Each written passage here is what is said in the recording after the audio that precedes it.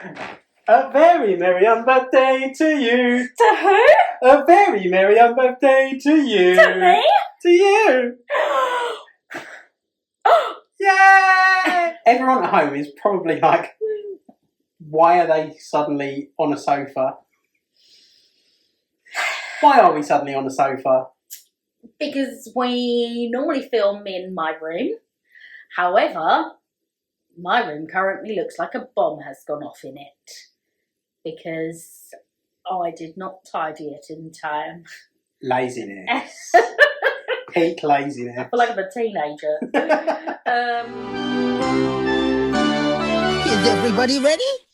Hello! Welcome back to Watch Along Pod. This week we watched Alice in Wonderland. And we have our own Cheshire Cat here with us today. Yay! Say hello, boy.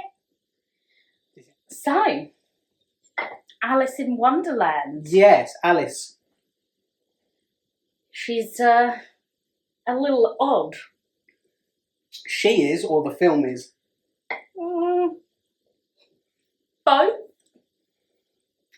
Yeah, it's a strange film. She's quite dull. I mean, I don't know if I'd say dull. I think I'd say she's crackerjacks, I feel like.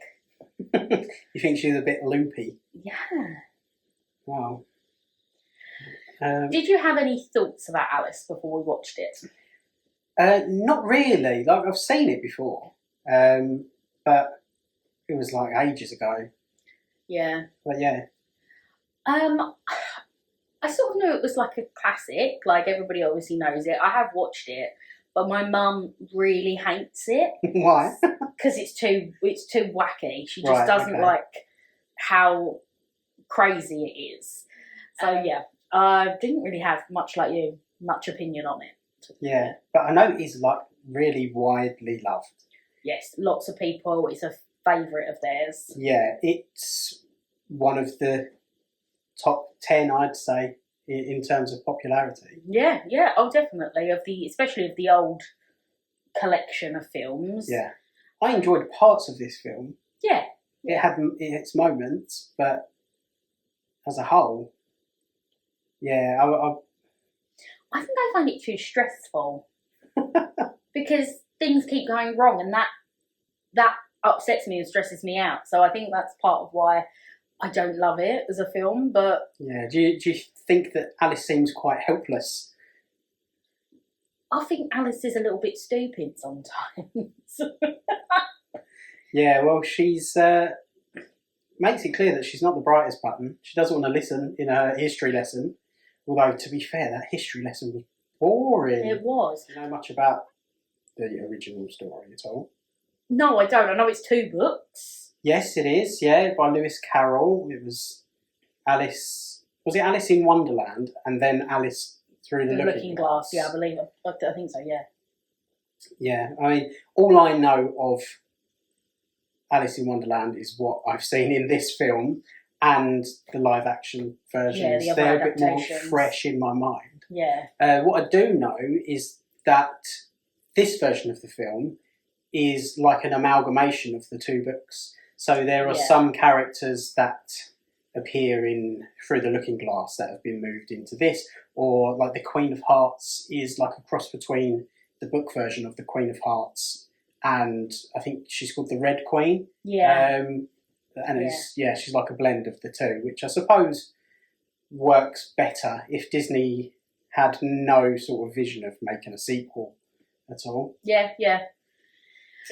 I do think for this film, though, normally we have quite a set pace of talking about things, don't we? We do characters, we do breakdown of things. Yeah, we try not to be too formulaic with Not too formulaic, but I think for this film, because it is so all over the place and everything sort of interlocks with each other, we're going to try and talk through the film. Don't worry, we're not going to do like minute by minute. No, but we will do a whistle-stop tour of Alice's journey through Wonderland. I think that's going to be the best way to kind of cover our thoughts on everything.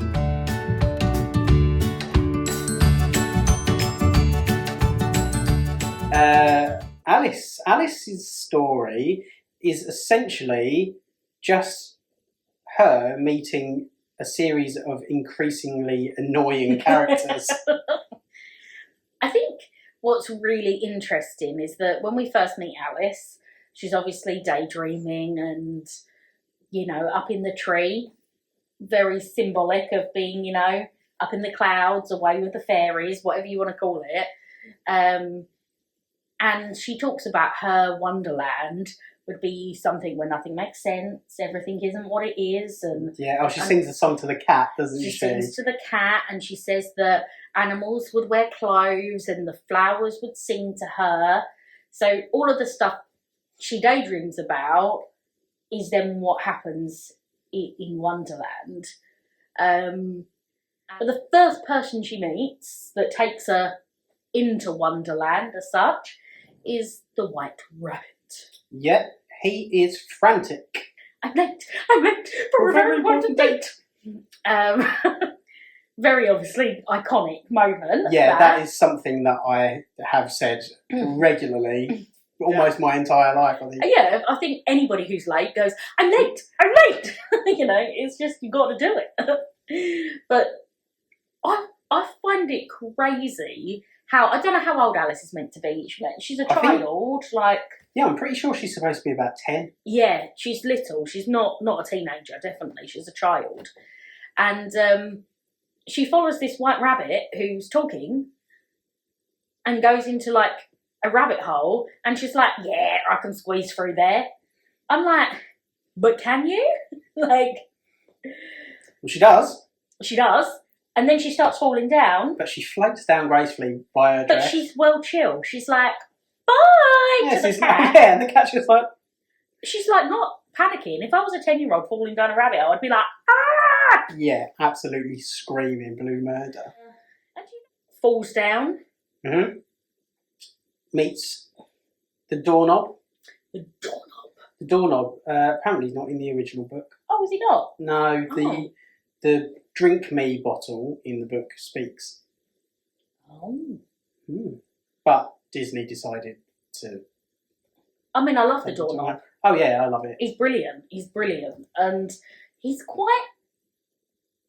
I think you get the first taste of that Wonderland isn't actually a nice place. Because he's quite mean to her. Mm-hmm. Like, he's not helpful. He's not fun. He's like, drink that, it'll make you small. Oh, you forgot the key, you know. Yeah, off you pop. And it's definitely, I think that's that first bit where you're suddenly like, oh, this is not fun. Like, this is horrible. And then she starts crying and falls into the bottle. Oh yeah, she grows so big that her tears flood the entire room. Yeah, it's like really emo. The first emo. Yeah, and then she gets into this weird scene on the sea, which I had no recollection of at all. Okay, yeah, you're right. The dodo comes along. He's surfing on a bird, being pushed along by another bird, being followed by more birds. There's birds everywhere. He's a very weird character, the dodo. Yeah. He doesn't sort of serve any purpose in that scene. No, I think it's just a weird glimpse at into the world. You are in somewhere really bizarre and no one's going to help you. And this is a sign of what's going to happen going forward. Weird. And then she sees the white rabbit and follows him into the woods. Mm-hmm. Yes. That's when she meets Tweedledee and Tweedledum. Tweedledum and Tweedledee. Who are blithering idiots. But and they feel creepy because they feel like they're like old men almost. Like, do you think? Like, they're bald. Babies are bald. Oh, true. I didn't think of it that way. That's even weirder. I don't know. Yeah, because the story they tell is messed up. Yeah, they go on to tell a story of the walrus and the carpenter, which has got some real creepy vibes, and then it ends horrifically. ends with murder. Not just any old murder. True crime fanatics would love it. They murder an entire family of babies and eat them. I was like... They lure them away. Yeah. Like, oh my goodness. Come on, this will be fun. La, Yeah. la, la, la. It was kind of like a Pied Piper sort of vibe. It was, because he was like pretending to play like a pipe when they were walking out the ocean. And I feel like the mum didn't really do anything to stop it. No, she was just like, don't go. Oh, they've gone. Yeah, horrible. And then, obviously, they tell her that story and Alice runs off because scary. Oh yeah, apparently there's a moral to the story and it's not very clear. I just think it's don't follow strange men. Yeah, or don't leave your oysters with a walrus. Yeah. It's just... Yeah, that was weird. And then she does sort of find the White Rabbit next. Is that when she reaches his house? Yes. Yeah, and then she grows again. Well, she does something really stupid. He starts calling her by a name that we don't know where the name Oh, Marianne! Marianne! Who is Marianne? Not explained. Can anybody shine a bit of light? Maybe it's from the books or something. I don't know. But she goes into the house. He's like, get my gloves. She goes into the house, goes to a strange person's room, searches for the gloves, opens a box and goes, oh, there's treats. Let me eat one. Yeah, true. Has nobody taught this girl safety? Stranger danger. Yeah, never go into a stranger's bedroom and eat sweets. And take their sweets, yeah. And then obviously she grows really big and breaks the house. Yeah. And the White Rabbit freaks out. And naturally, I would. Yeah. I think in this scene, we see that the White Rabbit's actually an arsehole. Yeah. Yeah, he's horrible. Yeah, he's not nice. It looks like he's got an entire family as well. They just see the portrait on his stairs with like a million kids. It's a nice little detail. And then they bring the dodo back to try and help. Well, he just pitches up, doesn't he? And he doesn't help. No. But yeah, they don't manage to get Alice out the house. The monster is what they're calling her at that point. Oh yeah. The dodo starts stacking up all firewood, just breaking the rabbit's belongings, smashing them up, creating a pile. We'll smoke her out. He's going to burn her alive. But then Alice does have some good thinking and thinks, I need to eat something else to make me smaller. Because at least by this point she's got the thing of eat one thing gets big, eat another thing gets small. Yeah, but I mean, is that how it works? Just the first thing you eat will make you big, and then the second thing you eat will make you small?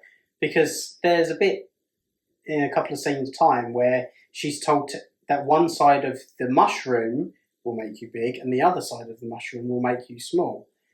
So, I mean... But is anything real? No. No, nothing has to make sense really, does it? But anyway, so she gets very small and tries to chase the White Rabbit because he runs off because he realises he's late. And she ends up in the flowers. The flowers greet her with a really lovely song about all the different types of flowers and... In the golden afternoon. But I really liked all of the wildlife, like the creatures, like the bread and butterflies. Yeah. They were really clever, the way that they'd thought about it. You know, a rocking horse fly. Yeah. And... Lots of variations of fly. Did you see the dandelions, which were like faces like lions? Yeah, and there was the dogapillar and caterpillar. Yeah.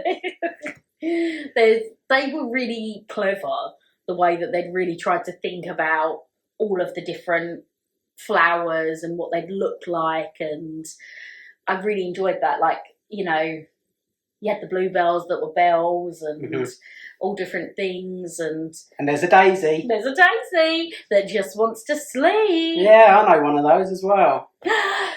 And I love the flowers until they turn into absolute bitches. Like, literally, instantly, they're suddenly like, you're a weed. Yeah. And then suddenly, it's like knives out. Yeah. They're like trying to kill her. Yeah. Just to run away again. But that's all she does in this film, run away. She does run away because I think that's the thing with the whole of everything she meets. At first seems nice, but then it isn't. There's another side to it. It's like most jobs I've had. So after she runs away from the flowers, she meets the caterpillar. Yep, another horrible character. Weird. Smoking a big old pipe. A-E-I-O-U. Yeah, he sings a whole song using just vowels. Yeah, it is weird. He's a weird character. Chain smoking. Really snarky. Really unhelpful. Yeah. And then when she gets annoyed and leaves, he's like, no, come back. I've got something to tell you. So she goes all the way back. And he's like, yeah. And doesn't really help her. And then he says about eating the mushroom. Oh yeah, that's the one kind of helpful thing he does tell her. After he's turned into a butterfly and like screamed in her face. Oh yeah, he gets really angry. I can't even remember. This film makes no sense. Well then, so Alice it's not eats, coherent. Alice eats a bit of the mushroom and grows huge. This girl grows and shrinks more than my waistline. And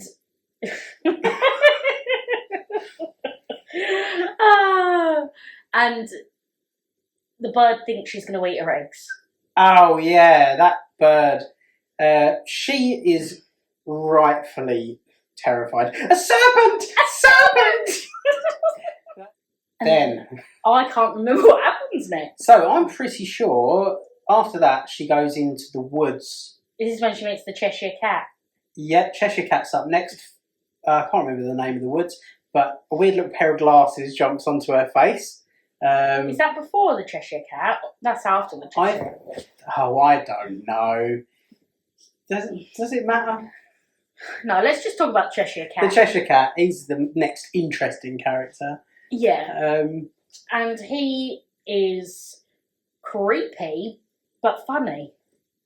But he seems like he's really friendly. And he actually is. He's friendly to Alice. But turns out that he's actually pure chaotic. Yes. And he will put cat amongst the pigeons as often as he can. And are you a cat amongst the pigeons? oh, he would like to be amongst the pigeons, I'm sure. No, mice, I tell you. He does give her one piece of advice that is good, and that is he's like, go and see the Mad Hatter or the March Hare.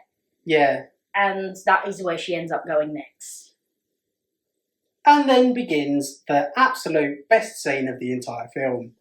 I would say probably one of the more iconic scenes of the entire film. It's the only bit of the film I really remembered.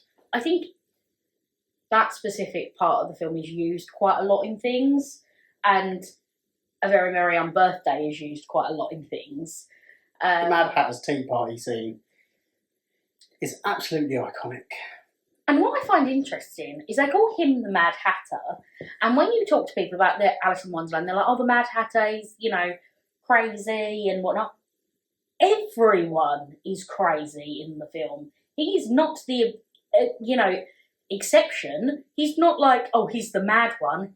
They're all mad. He should just be called the Hatter.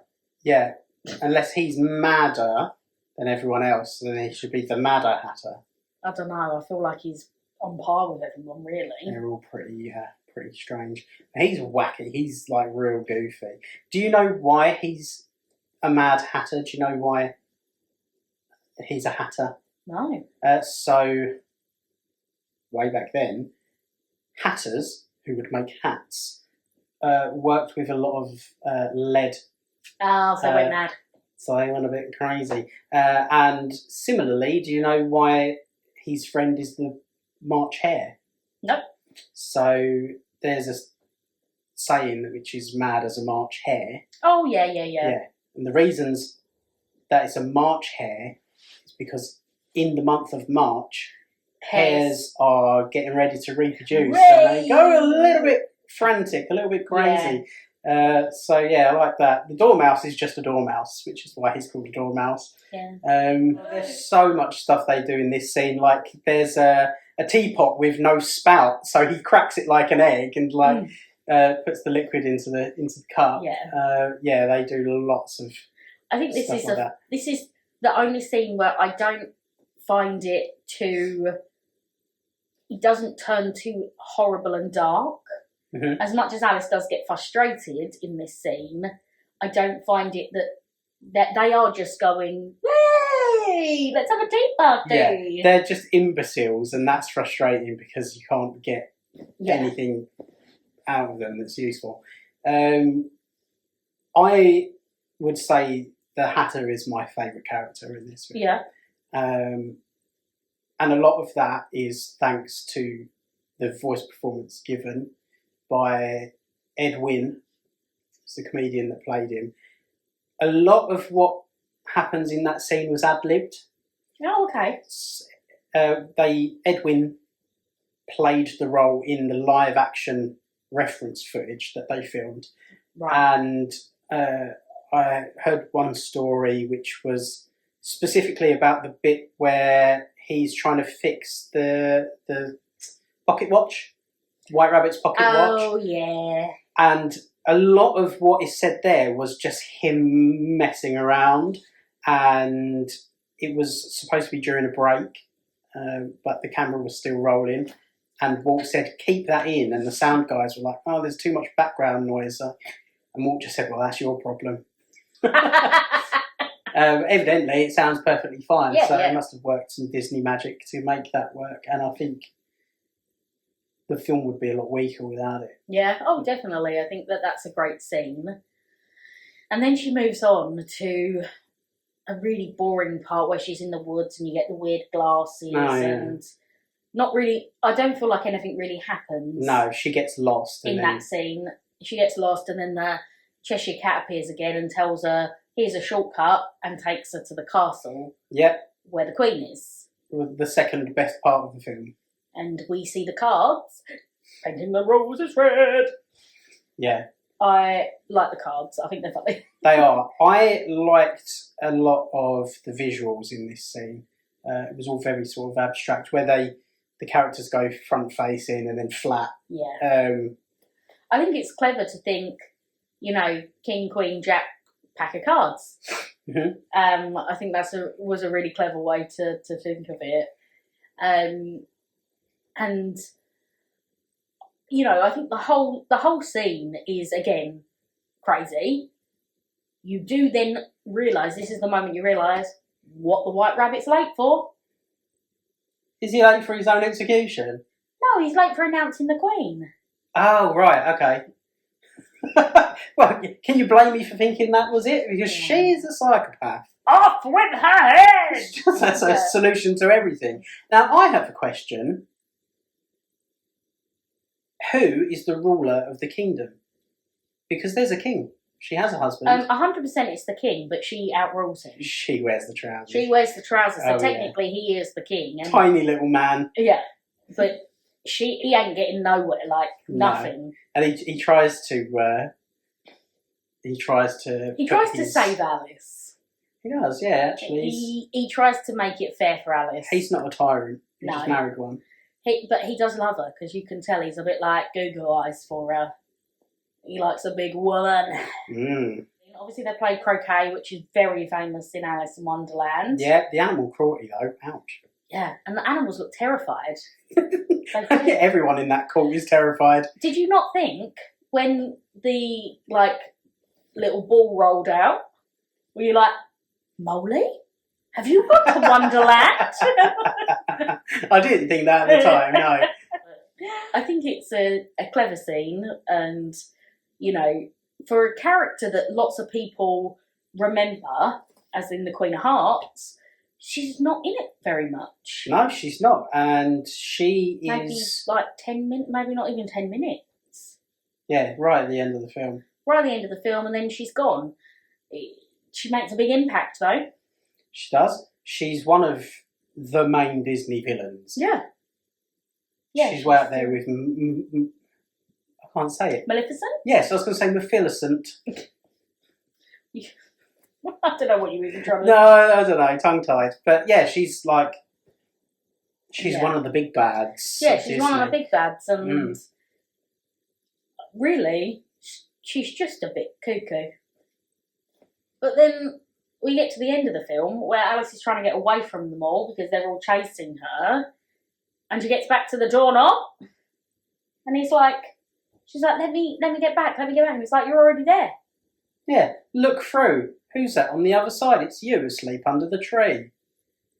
And she's like, Alice, wake up! And wake she up! wakes herself up. Well, she doesn't, because she's going, Alice, Alice. But then her teacher or mother, whoever it is going, Alice, Alice. Oh, yeah. So, like, okay. in a dream, have you ever had somebody call you while you're sleeping and it seeps into your dream?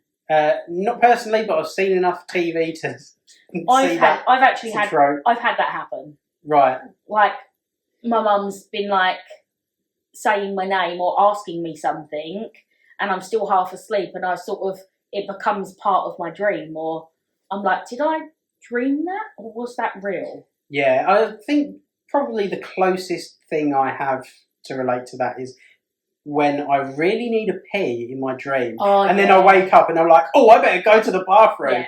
Yeah. I've had that where I think, I really need a wet wee. the bed. No, I'm not wet the bed. But I thought, I really need a wee, and in my dream I get to the toilet and think, yeah, great. And then all of a sudden I'm back at the beginning of it, and I'm like, no, I really need a wee. Why am I not at the toilet anymore? And it keeps happening until I wake up. Oh, that could It's very stressful. be dangerous, yeah. Very stressful.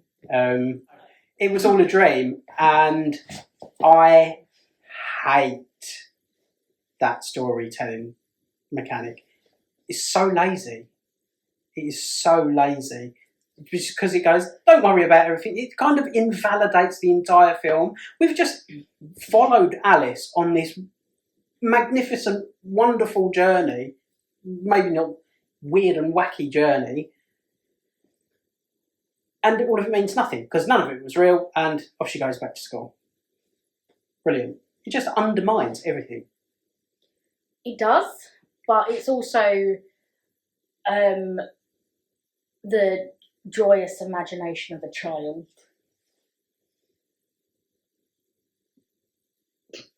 That isn't enough to turn me around on the ending, sorry. It's It's horrible. Yeah, but I don't want Wonderland to be real.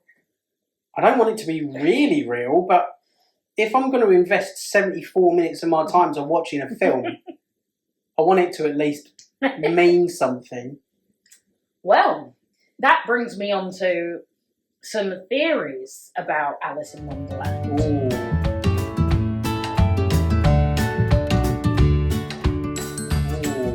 Tinfoil hats on. Tinfoil hats on.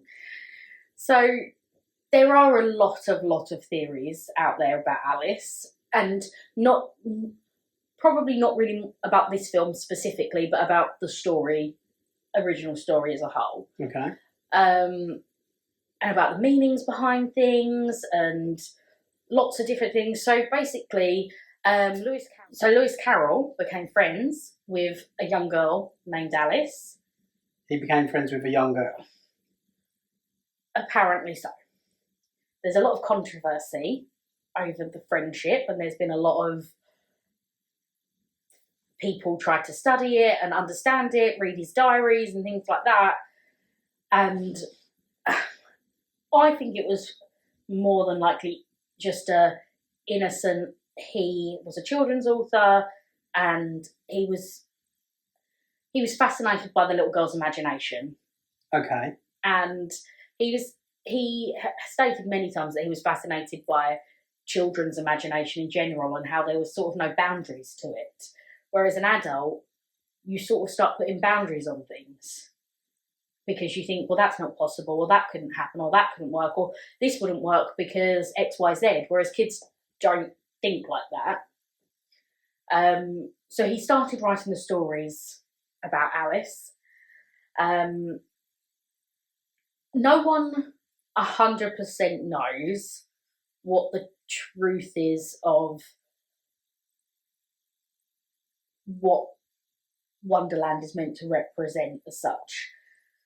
Most people do just take that it is just about a child's curiosity and imagination and all of those things. However, there are a number of theories. Theory number one is that it's about the dangers of childhood. So, and I think this could ring true, because it's about, you think about everything that she encounters. At first it's lovely, and then it uncovers a much darker side.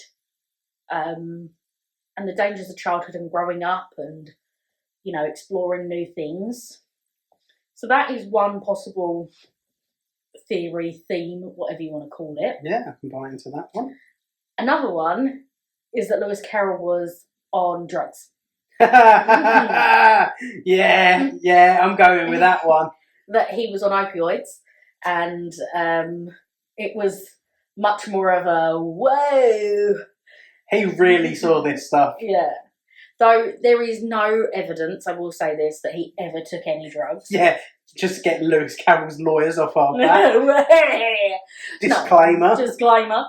No, but because he did write diaries and things, and there's no mention of anything out of the ordinary in there that would make you think, oh, maybe he did try some drugs at some point. Right. Lots of writers did. It was a thing that, bohemians did. And then another theory is that each of the characters in Wonderland and Alice herself is meant to represent a different mental disorder. Okay. So, not all of them, but some of the main characters.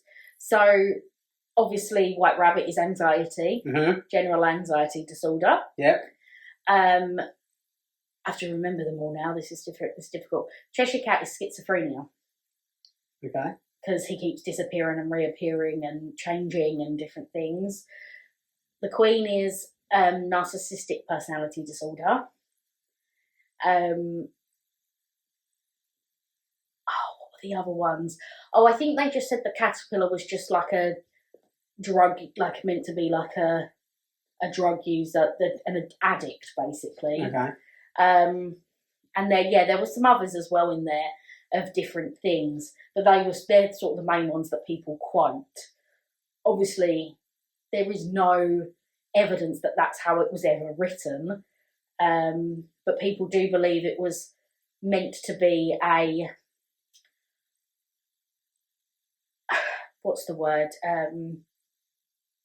a take on the mental institutions of the time.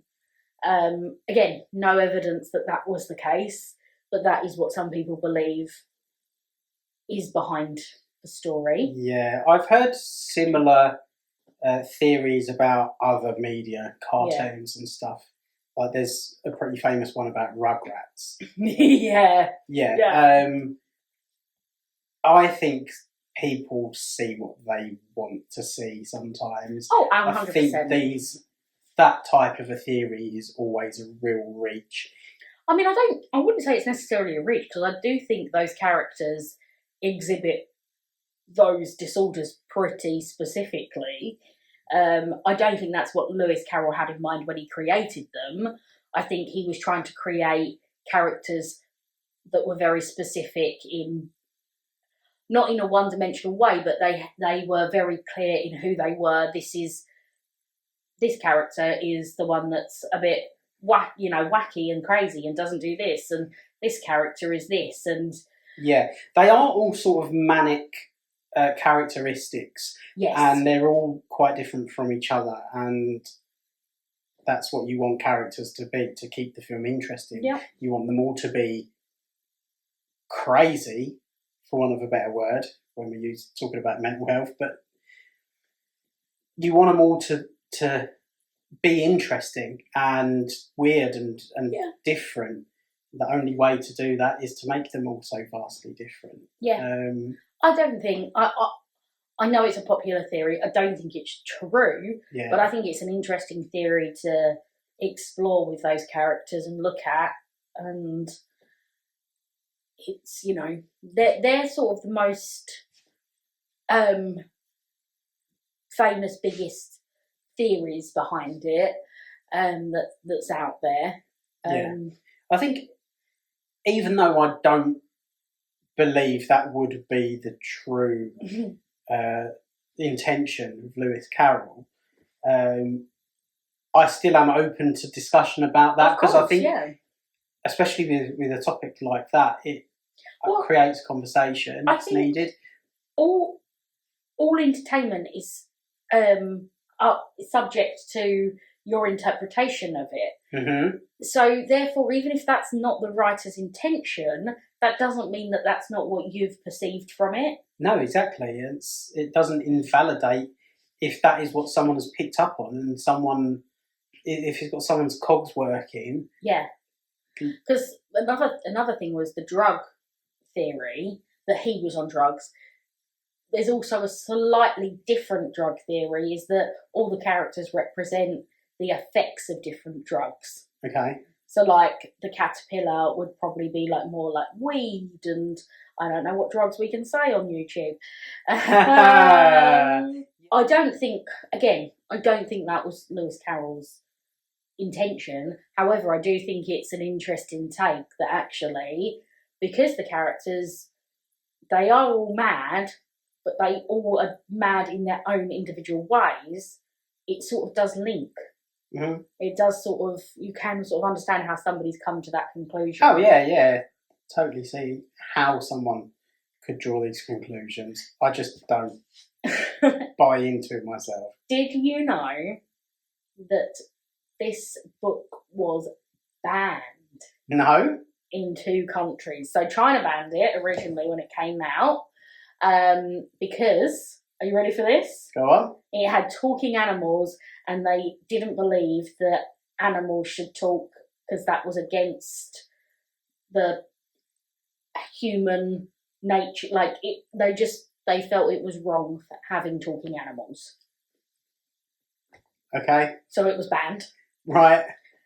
And then it got banned in the United States because of perceived drug use by the caterpillar. If that was like, smoking something. It was only banned for a short time. Right, okay. But it did get banned for a little bit because of the perceived, smoking and all of those kind of things. Taking of potential drugs. So, interesting.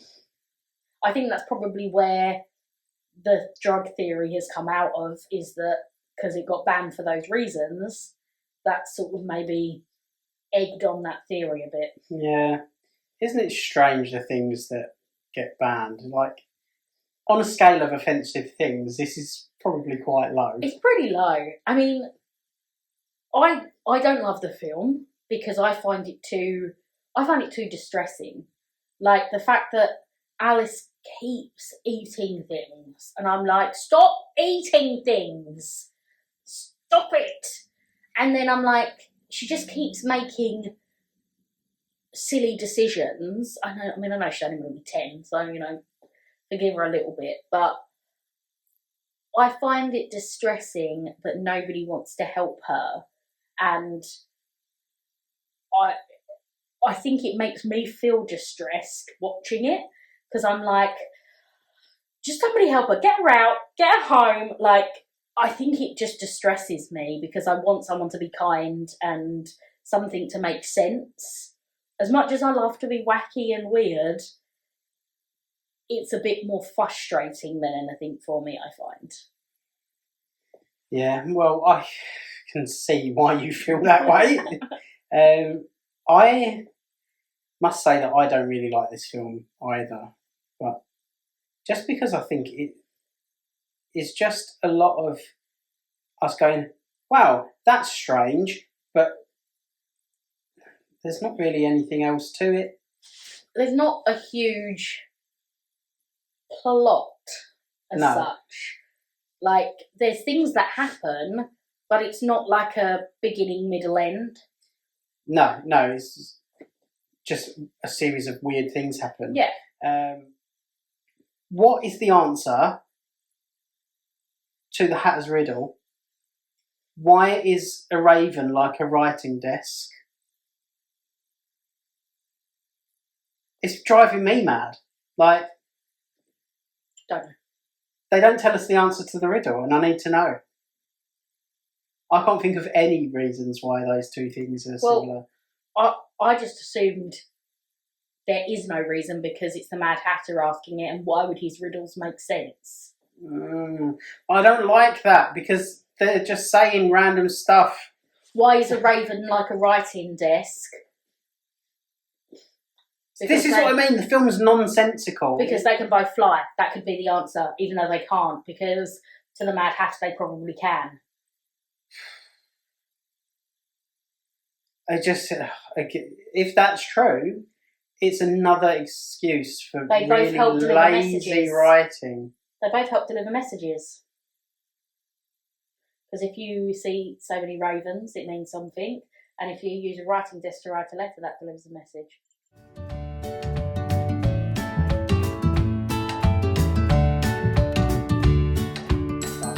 Right. Nonsensical movie, over. Let's rank it. Let's rank Alice in Wonderland. What are you thinking? I'm definitely thinking lower than Bambi, Pinocchio and Snow White. As much as, like, don't get me wrong, I appreciate the genius within it. However, for my personal opinion, I do not enjoy the film. I find it too stressful, too wacky. I like individual moments and characters, but as a whole piece of film, it gives me too much anxiety. I am the White Rabbit. So we previously ranked Fantasia super duper low on our list, and one of the reasons we did that was because we are very plot driven people. Yep. That's important to us, storytelling. And I felt the storytelling in Alice in Wonderland was just so disjointed. Nothing flowed. Nothing made any sense. Yeah, and I wonder if part of that is because they tried to put two books into one film. So Possibly. Therefore they lost a lot of context and things within. I've never read the book, so I don't know. I could be wrong. Yeah, I noticed on the credits to the film that there were multiple directors, so it's likely that they were all dealing with different parts of the film and not communicating or trying to outdo each other or something. So it probably hurt the movie quite a bit. My personal thought is low 60s, because I don't think it deserves to go down the bottom, because I think the animation is beautiful. I do like the songs. There's a lot of iconic stuff in it. I just don't like the story. Yeah, I agree. I'm thinking low 60s. I don't think it should go 70s, because I think the animation is beautiful. The songs are really well done. And I do like the individual characters. However, I just don't like it as a whole story. Yeah, I agree. I think even if we put it at 60, I think that seems fair. Although I thought the plot was severely lacking, didn't make much sense, and the ending, don't get me started, there was still a lot to enjoy. And it had its charm. Yeah, it had its charm. There's a reason it's a classic. There's a reason it's so beloved. So I think, should we say 60 then? Yeah, okay. Let's go for 60. Hold the picture while Okay, so were we saying 60? I think we're saying 60. I'm going to let you do the honours because I've done a few of them. Thank you. There we go. There we go. That is there at 60. This board is getting filled up fast. It is, yeah. So I'm noticing that a lot of the classics, the gold and silver era, we're going like 50s, 60s for, which I think is fair, because I think they have their place and they have their charm. But Disney was still kind of finding its feet. And animation was still finding its feet at this time. and storytelling for children was still quite, I don't want to say simple because that sounds bad, but it was more basic. We've got to a place now where actually we realise children can understand a lot more than just a simple storyline. They can follow things, they can understand, and they can appreciate it as well. So I do think that as we're going on, we're seeing that develop more and more. Mm-hmm. And the next few films, I think it grows and grows and grows. But no, that's Pinocchio. Yeah. Only once though. Yeah, Alice grew more than Pinocchio's nose.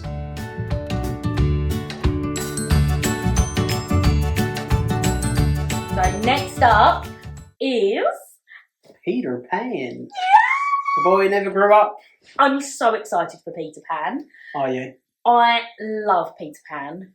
It has a very, very special place in my heart. And next week's episode may be 4 hours long. I've got a lot of stories. And I mean, I had a theatre company called You Can Fly. So... All right, well, next week I will leave my microphone on the side. Yeah. Because Daisy's going to be doing all the talking. But until then, remember, you're never too old to be young. Bye. See ya. Is everybody ready?